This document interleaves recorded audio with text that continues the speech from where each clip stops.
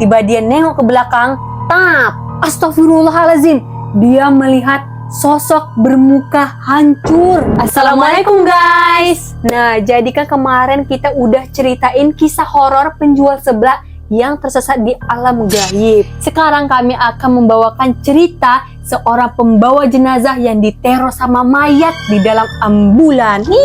Iya. Nah, gimana ceritanya? Kalian penasaran? Langsung aja kita ke ceritanya. Jadi kisah ini tuh dialami oleh seorang pengantar jenazah yang kita sebut saja namanya itu Pak Ardi ya guys. Jadi waktu itu jam 3 sore Pak Ardi ini ketiduran guys di bangku teras rumah tetangganya. Di dalam mimpi Pak Ardi itu, dia itu lagi gonceng sama ibu-ibu. Gak lama kemudian jatuh tuh ke sawah. Nah pas itu suasananya itu enak banget kan lagi tidur. Tiba-tiba telepon Pak Ardi ini berdering guys. Dan bangunlah tuh kan Pak Ardi. Ternyata yang telepon itu temennya Pak Ardi. Kita sebut aja nama teman Pak Ardi ini Pak Seto ya guys. By the way guys, Pak Seto ini kerja di rumah sakit daerah yang kawasannya itu agak jauh guys dari rumah Pak Ardi ini. Betul. Lalu Pak Ardi pun mengangkat teleponnya dan Pak Seto bilang, "Bi, ente lagi nggak ada kerja kan di rumah?" Nggak ada. Ini tolong antarin ambulan nih bawa pasien yang udah sembuh total tapi dia nggak bisa jalan. Antar kemana bro? Ini antar ke Cikangkung Ujung. Ini sama keluarganya ada 3 orang. Kalau bisa langsung ke sini ya ente. Oh iya. Berhubung Pak Ardi nggak ngapa-ngapain, jadi dia terimalah tuh tawaran dari Pak Seto. Lumayan kan tambahan uang. Betul tuh. Setelah selesai mandi dan sholat asar, Pak Ardi pun langsung pergi ke rumah sakit daerah tuh. Nah sesampainya di rumah sakit, kan tahu apa? Pak Ardi disuruh bawa mobil jenazah. Pantesan guys, Pak Seto tadi bilang bahwa pasiennya itu udah sembuh tapi masih tidur doang gitu lah pokoknya. Gak bisa jalan. Ya patulah namanya jenazah. Namanya udah meninggoy. Ini temannya licik banget sih. Iya nggak mau kasih tahu dari awal. Pasti kalau Pak Ardi tahu dari awal, mending dia tidur aja di rumah. Berhubung kan dia lagi libur tuh kerjanya. Iya pasti dia nggak mau bawa mobil jenazah itu guys. Tapi apa boleh buat ya. Udah pasrah deh. Setelah mendengar kabar sangat-sangat mengagetkan itu, Pak Ardi pun hanya bisa pasrah dan dia tuh berniat lillahi ta'ala aja. Aku ikhlas antar ini jenazah.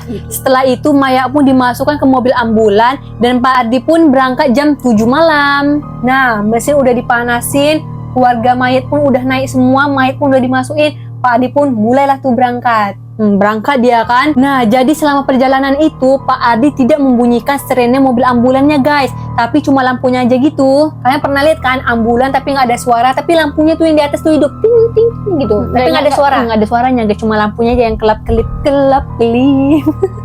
BTW Pak Ardi ini cuma nyalakan siren itu kalau jalanan lagi macet aja biar cepat. Ini kan jalanan udah malam pasti sepi ya kan. Dan di perjalanan Pak Ardi ini pun merasa kok keluarganya itu nggak ada sedih-sedihnya gitu loh guys. Nah itulah Pak Ardi merasakan keanehan, kenapa ya wajah keluarga ini kok nggak ada yang sedih gitu. Pak Ardi pun berinisiatif lah tuh nanya sama ibu-ibu yang di sebelah Pak Ardi. Kan ceritanya tuh ibunya tuh di sebelah Pak Ardi, suami dan kakak iparnya tuh ada di belakang nemenin jenazahnya tuh. Jadi Pak Ardi nanya lah sama ibu-ibu ini. Nah dia tanya, "Bu, almarhum ini sakit apa ya Bu? Terus umurnya berapa ya Bu?" Dan kalian tahu jawab apa dia? Si ibu pun menjawab dengan suara pelan. Dia bilang, "Dia nggak sakit mas, dia itu meninggal karena kecelakaan. Katanya sih dia habis mabuk, bawa motor ngebut, nggak taunya nabrak truk yang sedang mogok, habis mati deh. Terus katanya, mending begitu deh mas, daripada dia hidup dia nggak berguna.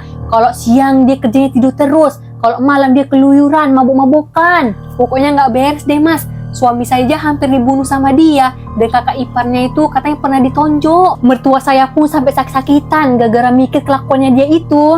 Syukur-syukur dia udah mati mas. Kepalanya itu terbelah 2. Kalau bukan dia itu saudara suami saya malas ngurusinnya." Nah mendengar hal itu Pak Ardi pun merasa kayak kurang nyaman gitu kan. Lalu Pak Ardi bilang ke ibu itu, "Bu, saya rasa kurang baik Bu menceritakan keburukan orang yang udah meninggal. Baik buruknya mending dikenang saja Bu, jangan diceritakan kepada orang-orang." Lalu si ibu itu bilang, "Oh iya mas, maaf ya." Pak Ardi pun berpikir kan, mending dari tadi dia nggak usah tuh ajak ibu tuh ngobrol daripada dengerin kejelekan orang. Lagi pula kan nggak baik ya guys ceritain keburukan orang yang udah meninggal. Iya bener tuh, masih hidup aja kita nggak boleh ngomongin kejelekan orang apalagi udah meninggal. Oke lanjut lagi ke ceritanya. Dan Pak Ardi pun meneruskan perjalanannya. Tak terasa waktu pun sudah menunjukkan pukul 1:30 pagi. Pak Ardi pun sampai ke lokasi, jenazah pun juga udah dipindahkan. Dan pada saat Pak Ardi mau pulang, Pak Ardi melihat ada bercak darah di kepala jenazah tersebut. Pak Ardi pun agak kaget gitu lah. Ya sudah, mayat pun sudah diturunin dan kerandanya tuh udah dinaikkan.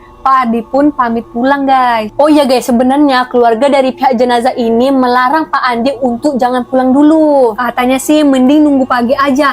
Karena kalian tahu lah kan udah malam. Dan lewat Pak Ardi itu kan jauh ya kan, banyak kawasan angker yang akan Pak Ardi lewati, jadi kan kayak bahaya gitu. Nah sayangnya guys, Pak Ardi ini udah ada janji sama temennya, jadi dia terpaksa deh harus pulang hari itu juga. Lanjut, setelah beberapa kilometer meninggalkan rumah mayat tadi, di sini Pak Ardi sudah mengalami keanehan-keanehan yang bikin bulu kuduk merinding. Salah satunya ini nih. Pada saat itu, saat Pak Ardi pulang sekitar jam 2 lewatan gitu, Pak Ardi mendengar di belakang ambulan itu kerenda mayat itu kayak bergerak-gerak gitu loh guys. Kayak dibanting, berusuk, dibanting-banting, gujer. Takut gujer. Kerenda mayat itu kayak tergoyang-goyang gitu guys, kayak gujer. Nah, Pak Ardi pun di sini tuh berusaha untuk berpikir positif, walaupun otak itu negatif terus pikiran, negatif thinking terus nih. Iya, dia pikirnya adalah mungkin ini karena jalan rusak, jadi kayak bergoyang-goyang gitu. Nah, pada saat Pak Ardi udah memasuki jalan raya, BTW tadi tuh jalan yang sebelumnya itu kayak masih itulah hutan-hutan gitu, ya, kayak tanah gitu. Pada saat dia masuk ke jalan raya, nah di sini nih makin terasa keanehannya, dan Pak Ardi merasakan pundaknya itu kayak ada yang nepuk gitu guys dari belakang. Nah contohnya kayak gini guys. Hah? Siapa tuh? Dan Pak Ardi pun nggak menghiraukan tepukan-tepukan itu dan terus melaju. Nggak lama kemudian Pak Ardi mendengar sebuah suara tangisan dari belakang ambulan itu guys. Kayak suara kata Pak Ardi, waduh suara apaan tuh? Nah karena udah merasa janggal gitu, Pak Ardi pun mengencangkan musik biar suara nangis itu nggak terdengar lagi. Jadi aduh suara apa ya itu, kencangkan musik aja lah. Dia kencangkan musik, dia terus jalan sambil menyusuri jalan raya agar cepat sampai ke rumahnya guys. Iya, tapi di sini tuh yang mengherankan, pundaknya itu semakin ada yang nepuk-nepuk gitu loh guys. Lagi gitu. Kerenda mayat itu seperti ada yang banting lagi. Nah karena udah merasa sangat janggal sekali kan, lalu Pak Ardi pun melihat dari kaca spion, dan ternyata betapa terkejutnya dia melihat kerenda mayat itu guys terbang gini lalu dibanting. Bantu, nggak mungkin ini, nggak benar. Pak Ardi pun langsung lihat ke belakang untuk memastikan apakah itu benar. Tiba dia nengok ke belakang, tap, astagfirullahalazim, dia melihat sosok bermuka hancur dan bola matanya itu guys keluar gitu. Serem banget sih kok jadi Pak Ardi. Mungkin aku langsung pingsan di situ. Iya, Pak Ardi pun hanya bisa pasrah. Lalu ia memejamkan mata sambil bertasbih. Bismillahirrahmanirrahim. Astagfirullahaladzim. Pak Ardi pun melawan rasa takutnya itu, dan gitu selalu kayak terbayang-bayang dengan cerita-cerita horor orang-orang yang terjenazah. Tak terasa pun dia sambil gini-gini tertidur.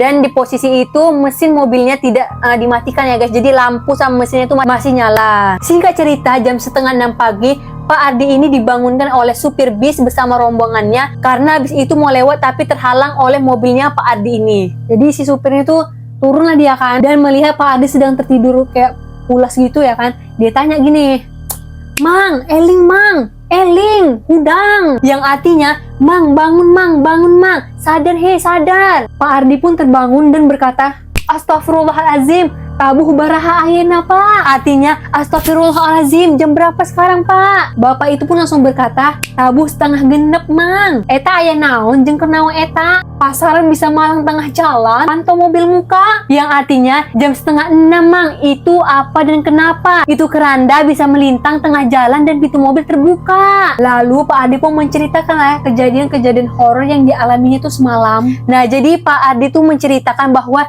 dia mengantar jenazah, lalu pada saat pulang dia diganggu sama sesosok yang hancur mukanya, bola matanya copot, darahnya ngalir, ada keranda terbang yang kayak gujuk itu terbang. Soal keranda yang keluar dia nggak tahu kenapa bisa terjadi, dan pintu mobil itu bisa kebuka. Itu nggak tahu tuh, menjadi misteri tuh. Apa mungkin keranda itu terbang ya sampai keluar gitu? Bisa jadi sih.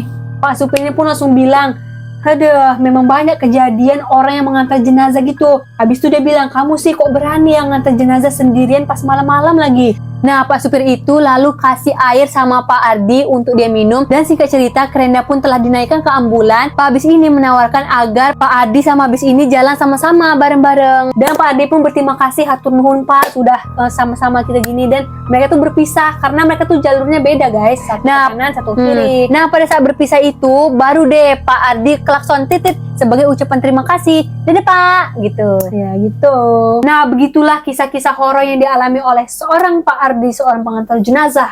Nah, jadi pesan moralnya, kita itu tidak boleh deh ngomongin keburukan orang lain, mending kita ceritain aja kebaikan-kebaikan orang lain gitu ya. Selain berpahala, kita tidak dapat dosa. Udah begitu aja sih, sekian, terima kasih. Maafkan kalau masih ada kesalahan-kesalahan. Oke guys, jadi buat kalian yang punya pengalaman cerita horor, kalian bisa share di email ceritahoror@gmail.com. Sampai jumpa di cerita selanjutnya. Bye bye.